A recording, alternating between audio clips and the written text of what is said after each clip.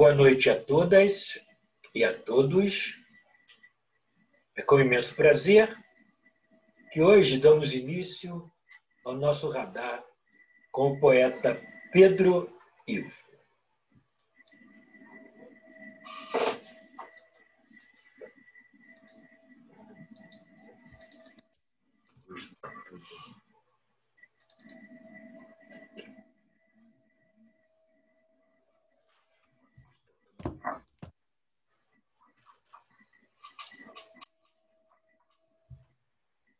Diáspora.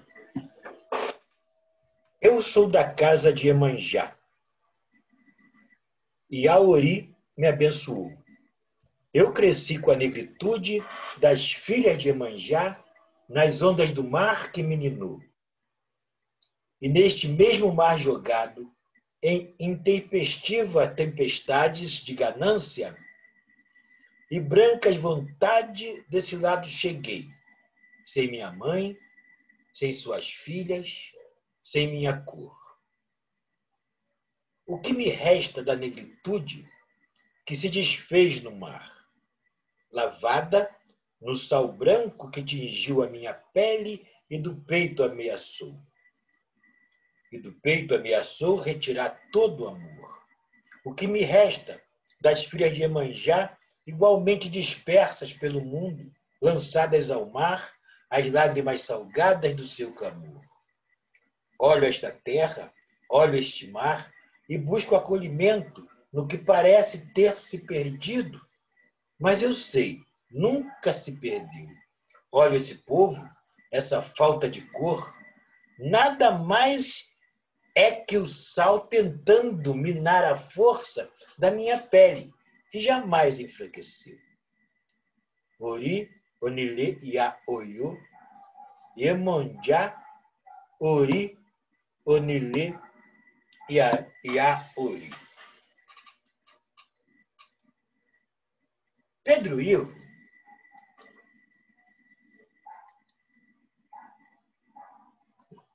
está tudo lento aqui, gente. Não sei porquê. Vamos ler essa. Pedro Ivo é educador, escritor, poeta, artista da palavra e produtor cultural. Organiza e participa de saraus e encontro literário em diversos estados brasileiros. Sua formação acadêmica é de licenciatura em letras, especialista em educação e para direitos humanos na diversidade cultural pela UNB e mestre em educação, linguagem e tecnologias pelo estado de Goiás. É membro do coletivo dos escritores LGBT do DF e do coletivo Afrobichas, também do DF. Pedro tem 3 livros, né? Como, por exemplo, vou tentar colocar os livros para a gente ver. Tem 4 livros, na verdade.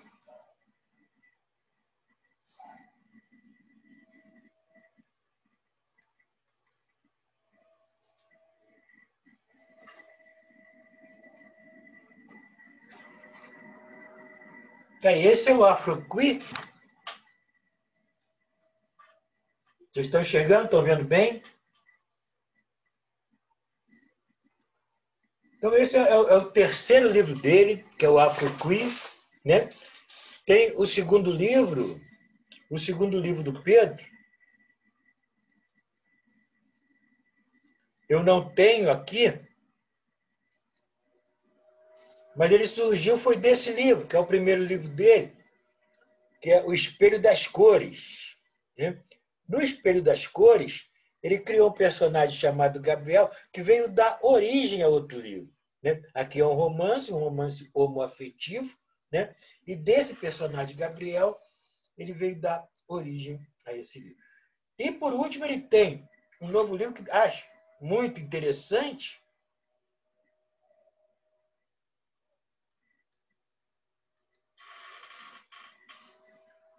que é esse livro aqui, Afrobichas, né?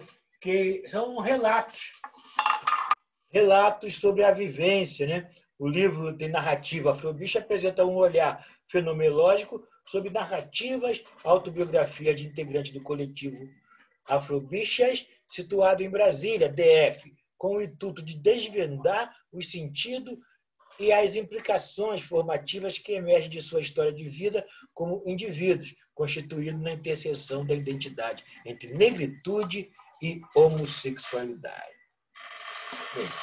Bem, em cima disso, a gente vai conversar, Pedro. Eu vejo que a sua poesia, basicamente, uns chamam de engajada, eu não gosto desse nome de engajamento, né? Mas é uma poesia que mexe com dois fatores muito, mas muito, muito excluídos, né? Que é justamente a negritude e justamente a homoafetividade, né? Como surgiu isso? Como é que você surgiu, né? Apesar da sua identidade, né? Como é que você sentiu a necessidade de escrever sobre isso? Tira o som, ao som.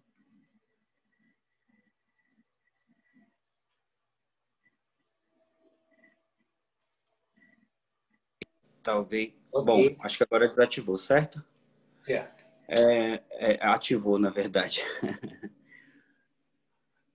Bom, o livro, na verdade, em primeiro lugar, dizer que a minha identidade não é afroqueer. Eu acho que tem uma série de implicações terminológicas e identitárias até sobre isso. Mas acredito que identidade, e a gente discutiu isso numa outra conversa que tivemos aqui, né?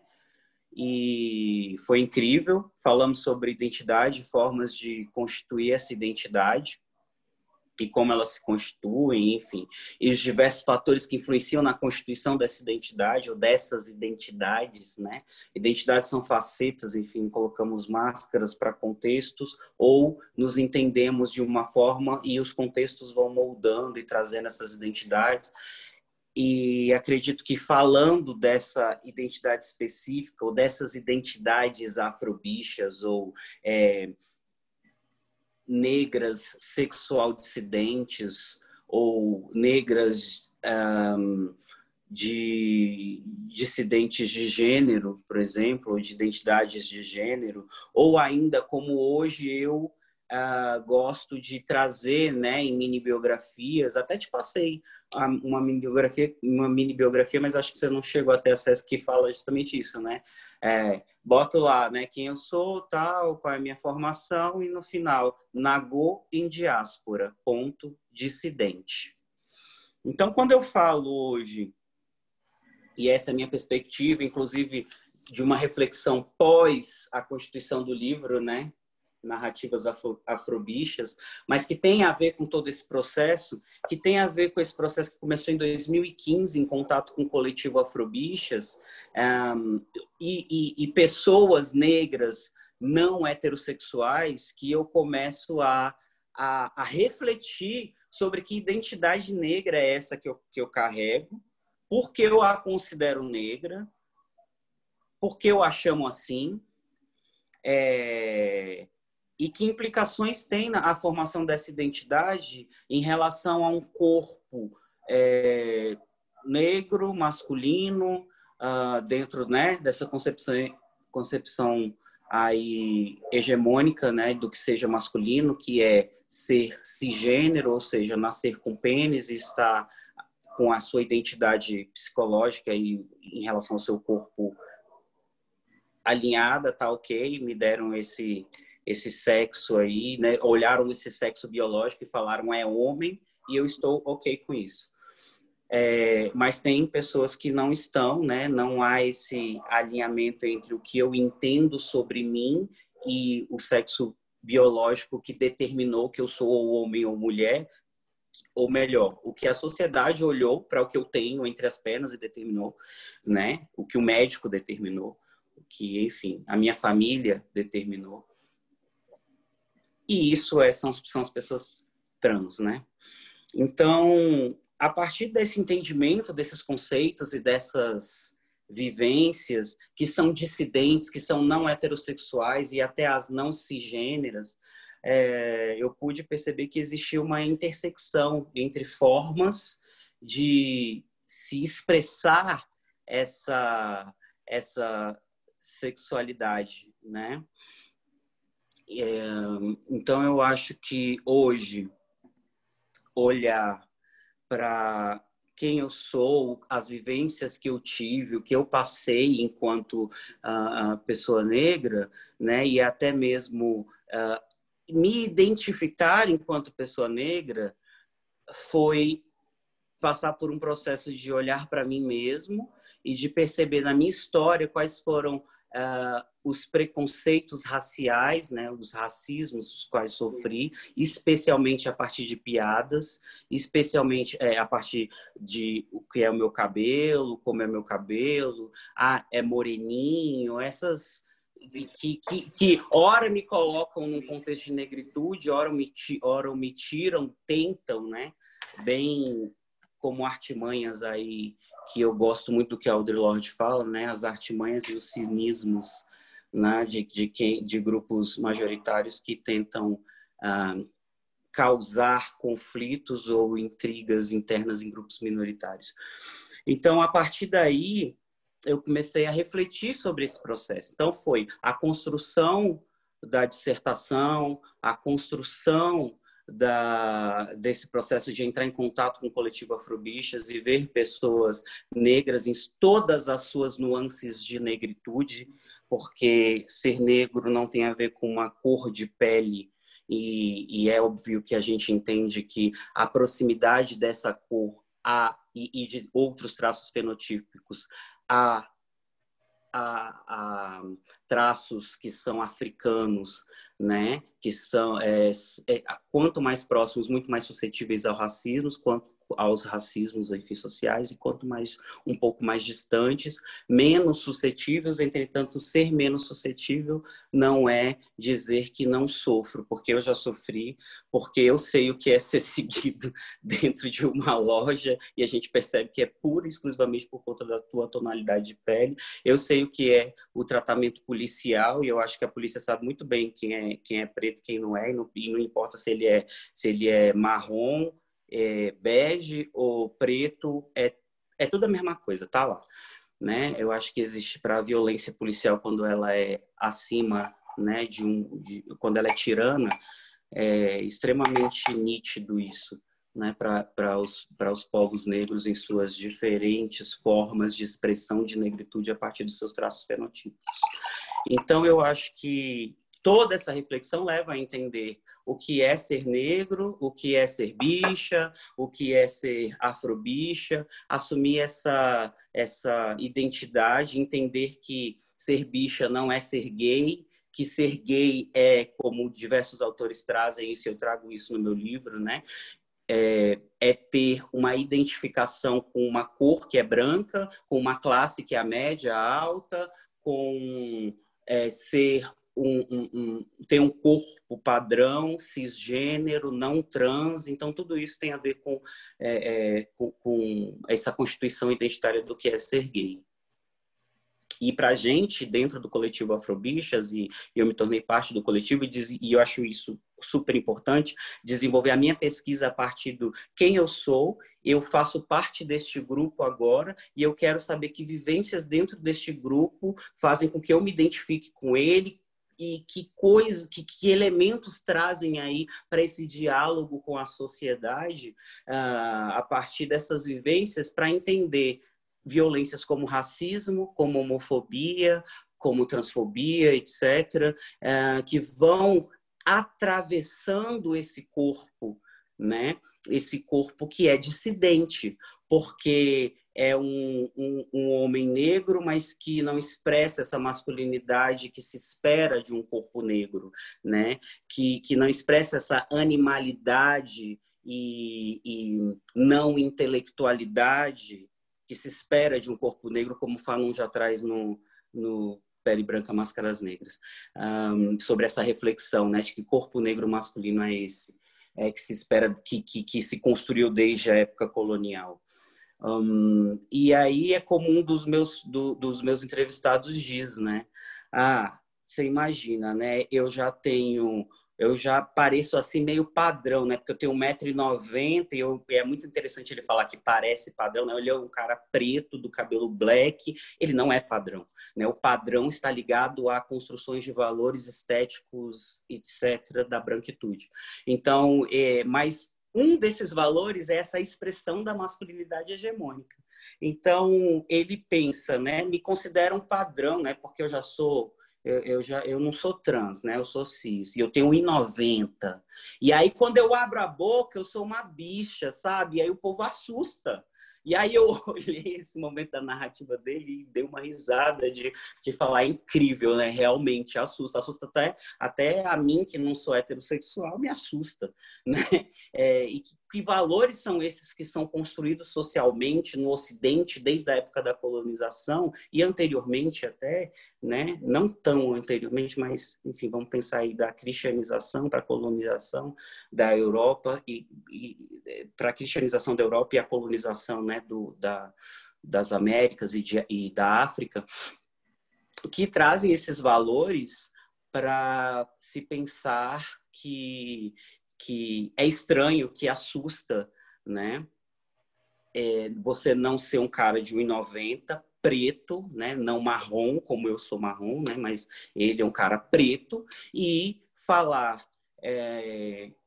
Porra, um cara preto, desculpa, gente, o palavrão. Um cara preto de 1,90 m, mexer a mão desse jeito, falar meio assim, com afeminado e ter trejeitos na expressão corporal, então tem a ver com essa expressão, nessa performatividade, né? Que até Judith Butler já começa a falar isso desde a década de 90, né? Performar masculinidade, performar feminilidade. Então, um corpo negro que olha e fala o famoso, né, muito entre aspas, negão, que é como conhecido, e para mim isso é extremamente pejorativo,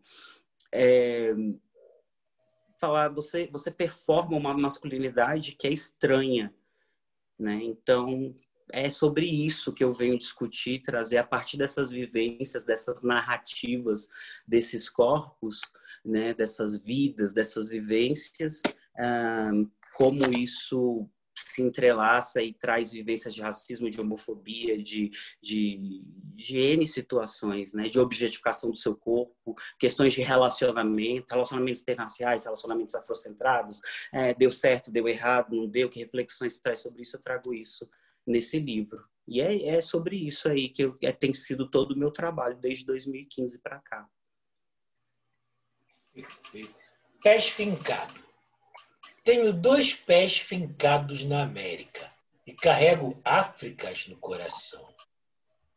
América de veias abertas, latinas, de galeanos e guerra forjada, mente manipulada pelo dinheiro para o dinheiro.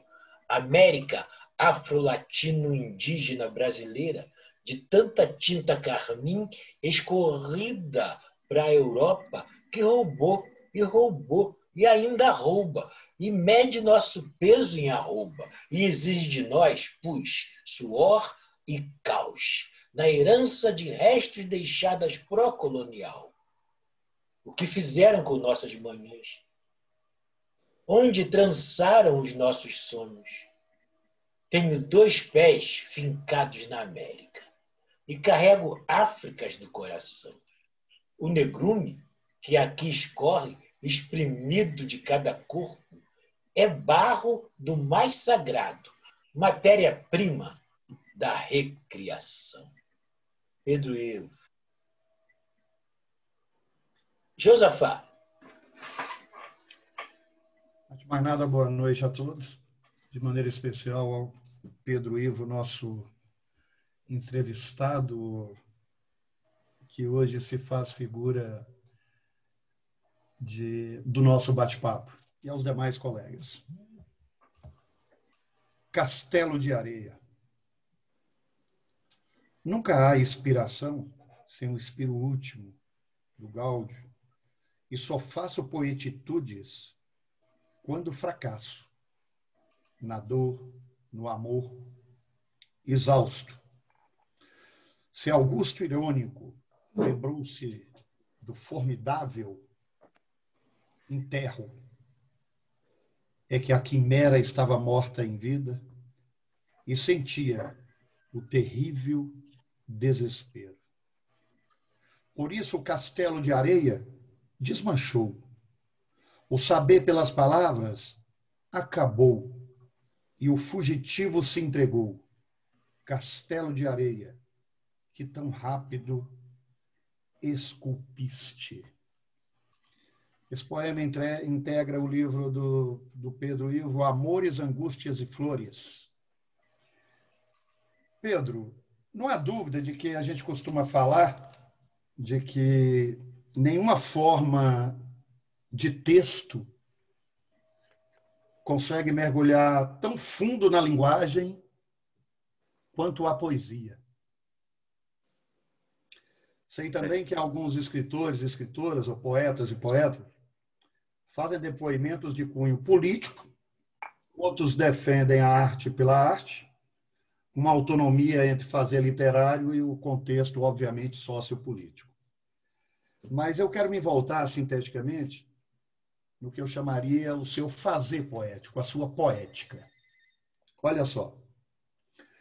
A sua poesia, antes de mais nada, é uma bandeira de luta. E observa-se que, além de ser uma bandeira de luta, ela está calcada em sua vivência. Diante disso, eu lhe pergunto, o que mais é a poesia para você? Então, pensando a partir da sua primeira fala de que a sua poesia, antes de mais nada, é uma bandeira de luta, eu diria ao contrário. A minha poesia, antes de mais nada, é uma vivência, que pode se tornar ou ser uma bandeira de luta, ou para mim, ou para pessoas que leem, depende da maneira como elas querem trabalhar isso. A poesia é uma expressão interior para mim, é uma expressão do que eu quero falar sobre o mundo ou para o mundo, e não necessariamente tem a ver com esse lugar colocado e que pessoas negras em suas expressões artísticas são colocadas. Música negra, artes plásticas negras, sei lá, poesia negra. É importante num contexto político se posicionar dessa forma, mas ao mesmo tempo, antes de mais nada, isso é uma reflexão que Tatiana Nascimento, que está aqui, né, já trouxe para mim, e já debatemos sobre isso, e já escreveu sobre isso, né, especialmente no livro dela, Queerlombismo Literário, que é o direito ao devaneio, né? O direito ao sonho, o direito de falar coisas, escrever sobre coisas que não me coloquem nesse lugar, em primeiro lugar, de que a sua poesia é política, é uma bandeira política, ou é um lugar de representatividade, que é uma palavra também que, ou é um conceito, né? Antes de... Não é bem isso, né? Quer dizer, sou um poeta, mas, ao mesmo tempo, eu entendo que eu falar eu sou um poeta, a minha negritude não se encaixa no que se pensa ou que se foi construído socialmente, no tecido social, a partir da colonialidade, do que é ser o poeta, ser um escritor, ser homem. Todas essas figuras e esses conceitos dessas palavras que eu acabei de citar têm corpos brancos por trás, masculino, cisgênero, representando. Então, falar assim, tem um poeta ótimo em Brasília. A primeira coisa que eu não penso num corpo negro sendo esse poeta ótimo em Brasília, né? Mas, ao mesmo tempo, é sobre isso, sobre trazer essa cara de outra cor, né, em suas expressões várias de negritude, e dizer, eu também faço poesia. E é isso, tipo você poder relembrar, por exemplo, que Machado de Assis, grande representante, né, da literatura brasileira, é negro, né, e foi embranquecido em suas fotos por consenso e por entender qual era o movimento político que ia fazer com que ele se tornasse quem ele se tornou, que foi justamente isso. E, ao mesmo tempo, eu acho que é uma é uma escolha até inteligente mesmo. Para me tornar alguém, eu tenho que me embranquecer nesse sentido aí, nesse contexto social que eu vivo e tal, e eu vou calar a boca de muita gente. Ou não, mas é uma reflexão que eu faço sobre isso. Então, é sobre isso. Poesia é pensar todos esses contextos, mas entender, antes de tudo, para mim, que é uma expressão minha, ou sobre o mundo, ou para mim mesmo. Às vezes eu quero escrever e traçar coisas ali e conectar versos e agora eu estou trabalhando muito com formas, né? Desce para cá, sobe para cá, coisa que eu não fazia, por exemplo, no Amores, Angústias e Flores, mas isso tem a ver com movimentos do que essas palavras representam para mim, né? Como no poema que Jorge acabou de ler, meu, né? Que é do próximo livro.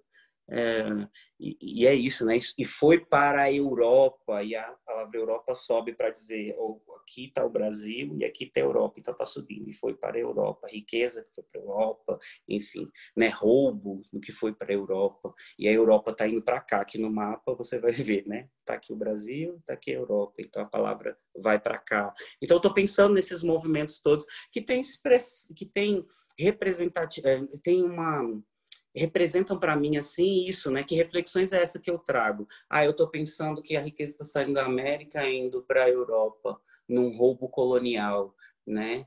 E eu acho que é uma expressão muito bonita, né? Que Tatiana Nascimento traz numa música dela, né? Um roubo colonial. Então, tá fazendo esse movimento na minha cabeça do Mapa Mundi de fazer assim. Se o leitor vai entender ou não, eu não sei. Eu escrevi para mim dessa forma porque faz esse sentido do desenho do Mapa Mundi eu escrever Europa e subindo. EUROPA, para você entender que saiu daqui e foi para lá. E que lá se chama Europa e que não é aqui.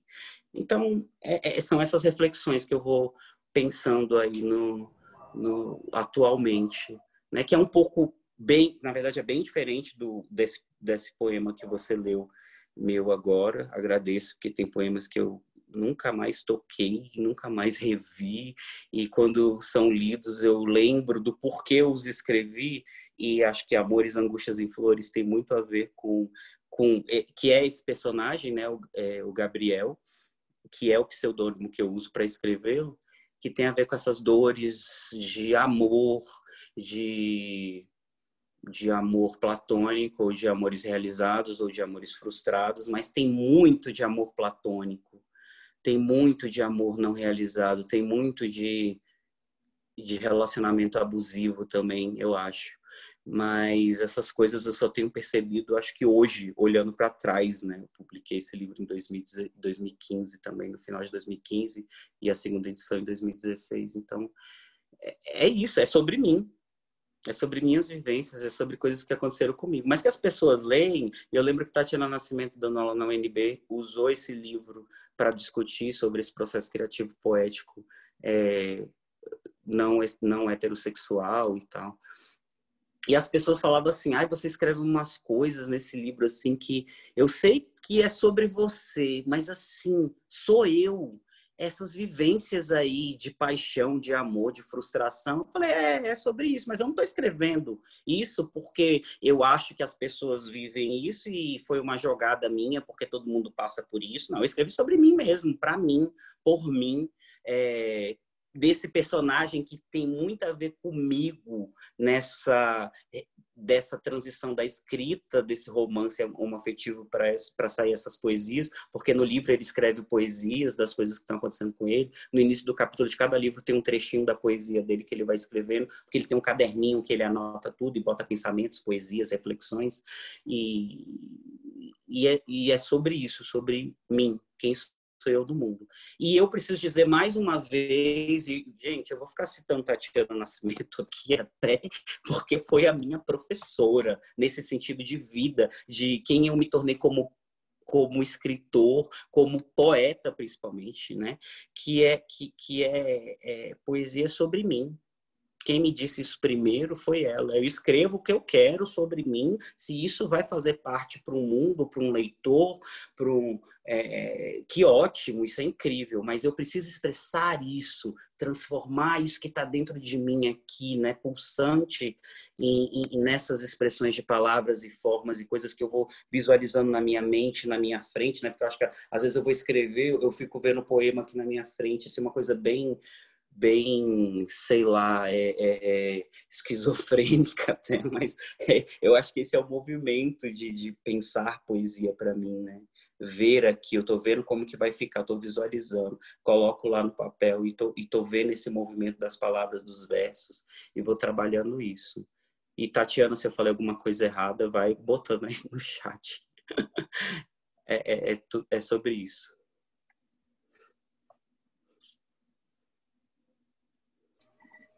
Ok, obrigado. Já tem uma pergunta da Tatiana engatilhada aqui, mas vou deixar primeiro o Fernando Freire, que chegou aí para gente. Fernando Freire. Boa noite a todos. Boa noite, Jorge. Boa noite, Josafá. Boa noite, Pedro. Desculpem o atraso, que eu estava no hospital com a minha mãe, aí teve um imprevisto. Pedro, bem-vindo. Obrigado por ter aceitado o convite. Agradeço o convite. Poesia metralhadora.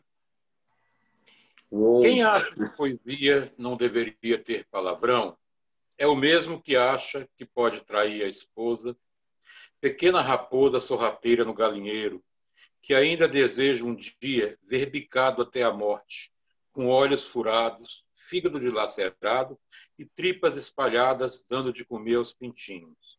Comam, filhotinhos, é milho, é milho. É o mesmo que diz que morte de travesti é superestimada na estatística, mas que paga pelo bom serviço do fetiche que tem de chupar um pau em corpo de mulher, de dar para um pau em corpo de mulher, e no dia seguinte vota no Congresso contra direitos LGBT e dá entrevista na TV em nome do Deus. Filho do pai, porque filho da mãe, que não haveria de ser, nessa sociedade machista. Filho do puto é o que tu é, desgraça. Que nem o diabo te quis, Cérberos que te devore no limbo. Quem acha que poesia não deveria ter palavrão é o mesmo hipócrita que alisa a filha em casa e diz que sexo não se fala na escola, que apoia a lei da mordaça para silenciar qualquer um que denuncie sua transgressão. Um Pai Nosso e 3 Ave-Marias e Deus te perdoa, meu filho. É o que o padre diria. E quem perdoa o ato de cessar dor? Da filha que se enforca aos 12 numa árvore, que se joga de uma caixa d'água aos 17 na universidade, que filma a si mesma dando um tiro na cabeça e isso viraliza nas redes sociais. Quem perdoa? Se é que cessar dor precisa de porra de perdão de alguém. Quem acha que poesia não deveria ter palavrão é o mesmo hipócrita, privilegiado da hegemonia, ou aquele que aceita goela abaixo essa hipocrisia em nome do Pai, do Filho e do Espírito Santo, vulgo lavagem cerebral neopentecostal. Mas daqui de onde denuncio teus atos, dou 3 cuspidas na rua, dizendo teu nome, e invoco Exu enfurecido para mastigar teus ossos, até não sobrar pó da tua existência, nem para o inferno ou para Cérberos, no limbo para onde tu deveria ir. Porque com quem faz poesia ancestral, meu camarada, o buraco é mais embaixo. É bem no centro da origem desse povo todo que está aqui. E é por isso que odeiam tantos poetas, e mais ainda as poetisas, que dizem palavrões, escancarados à luz do dia, porque sua indignação vira poesia metralhadora.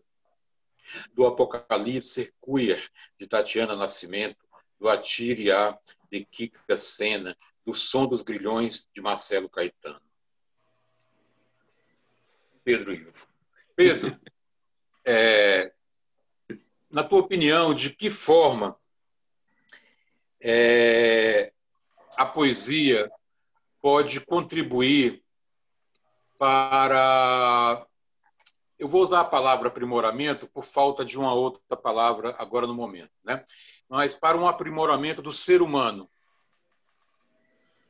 Eu acho que toda arte pode ser utilizada como aprimoramento do ser humano. Depende de como você vai utilizá-la pedagogicamente para isso, né? E eu estou falando bem como professor, né? Que bem da área de educação. Qualquer arte pode ser usada para aprimoramento humano. Eu acho que qualquer elemento, coisa no mundo é possível de ser usado para aprimoramento humano.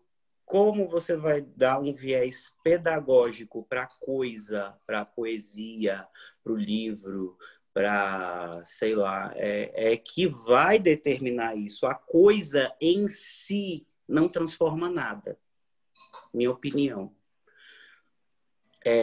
Mas não é uma opinião sem embasamento em 300 milhões de teorias sobre isso que já existem, não. Pelo contrário, é porque eu li tudo isso e porque eu refleti sobre tudo isso e que eu entendi que a coisa em si não transforma nada, não.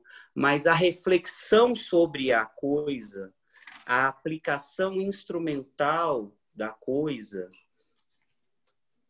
é que transforma. Na verdade, não só isso, né? Mas o diálogo a partir dessa implicação crítico que faz esse movimento de ir e vir do que eu penso e por que eu estou aplicando isso dessa forma e o que você me traz a partir disso que eu faço é que transforma. A poesia em si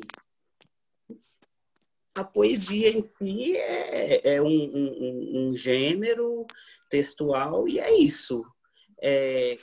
Como ela vai ser utilizada, em que movimentos aí que tem subjacente filosofias ou ideologias que vão dizer que tipo de transformação que ela vai causar.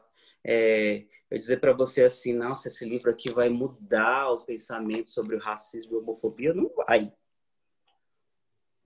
O livro em si não vai, mas o que o livro e as reflexões que tem aqui dentro e as vivências que tem aqui dentro vão trazer para esse sujeito que leu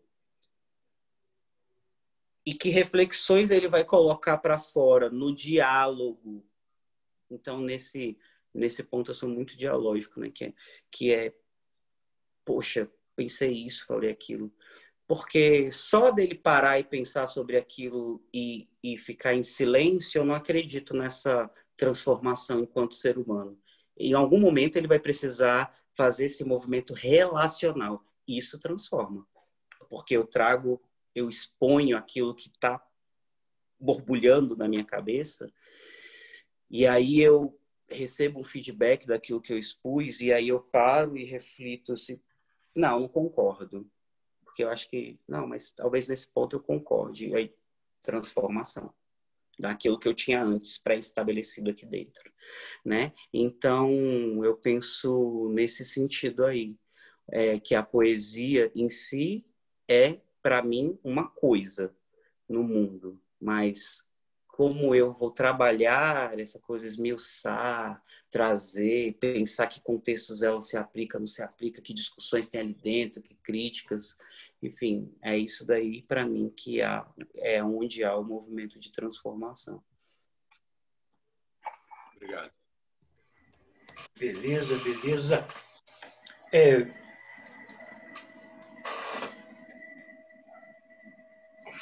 Falamos muito sobre esse livro, e agora eu já o consegui.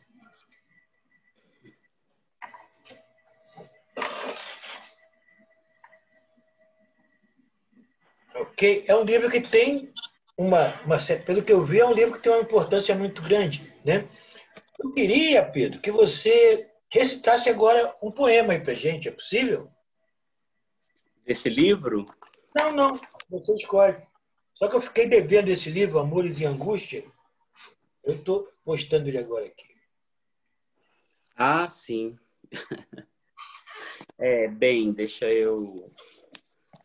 Poxa vida, hein? Você podia ter me avisado. Vai ter um determinado momento que eu vou te pedir para você falar um poema que eu já teria aqui. Tá, ok. Essa é boa. Pega o... Bom, tem alguns poemas que eu gosto muito. Eu acho que talvez... Eu vou trazer um poema. Sim. Não, quando você ia pensando, eu ia preenchendo o espaço aqui. Lembra, mestre em educação, estamos aqui hoje com Pedro Ivo, poeta, mestre em educação, linguagem, tecnologia, docente do Instituto Federal de Brasília, escritor, poeta, artista da palavra e produtor cultural em Brasília. Autor de Espelho das Cores, Amores, Angústias e Flores, poesias escolhidas, ambos de 2015, Afroqueer, Existência, Dor, Luta, Amor, 2018, e Narrativas Afrobichas, em 2020. É membro do coletivo de escritores LGBT do DF e do coletivo Afrobicha, do DF. Okay? Nagô em Diáspora Dissidente. Já está com o poema pronto aí? Tá. Ok. Escolhi o Poemosini. Vou ler aqui.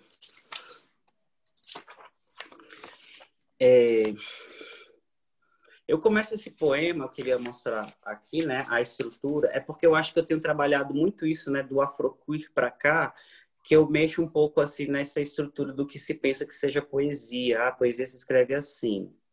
Não. Poesia não se escreve assim. Quem determinou isso, né? Qual foi o branco europeu que determinou como poesia se escreve assim, que estabeleceu ou criou determinada escola literária que diz que é assim? Não faço desse jeito, faço diferente. Tudo bem? Ah, não tá tudo bem, não tem problema. Poesia do mesmo jeito. Publiquei um livro. É isso. Segura essa, né? Segura a pemba. Então, o primeiro parágrafo é meio que tipo prosa, né? Vamos dizer assim, né? Prosa poética, né? Porque você vai... E depois se começa aí essa estrutura poética, vamos dizer assim, no que se entende, né? Apesar do verso livre ou dos colchetes que eu vou colocando, né? Fazendo certas intervenções aí, às vezes de um alguém de fora. Quem é esse alguém? Será que é o autor que está falando com eu lírico? Porque não são a mesma pessoa, né? Mas podem ser, sei lá. Né? Então, tem esses colchetes que vão estabelecendo certos diálogos aí em alguns poemas. E é isso, enfim. Poemosini. 2 boys num bar hétero mix da cidade, ambos estão de aliança, nitidamente um casal. Um tenta beijar o outro, que resiste, aponta as pessoas presentes, fala do perigo de apanhar. O primeiro faz chacota, insiste, o amor a contragosto do outro persiste, beijam-se. Eu, namorado da cerveja, reflito sobre nossas afetividades abjetas e decido escrever um poema ou um zine, porque não mais me assusta um beijo na boca, mãos dadas, mesa em mesa de bar, como me assustavam antes de me assumir. Não mais me assustam olhos curiosos, raivosos ou indiferentes que teimam em não deixar nossa vida seguir. Essas coisas não me metem mais medo do que a violência contra o amor entre iguais, tão diferente apesar do nome, tão perseguido que a paranoia o consome em estar ou não estar em plena paz. É para esse amor de Anne, Jace, Sasha, Yasmin, Letícia e Camila, Rayan e Tairone, Yuri e Paulo, Roberto e Keudson, Márcio e Maurício, André e João, que escrevo esse poema zine, para o mundo saber que contra a violência a gente resiste, insiste, persiste e ama na rua, na praça ou num bar, no centro da cidade. E existe. Bom, fim da primeira parte.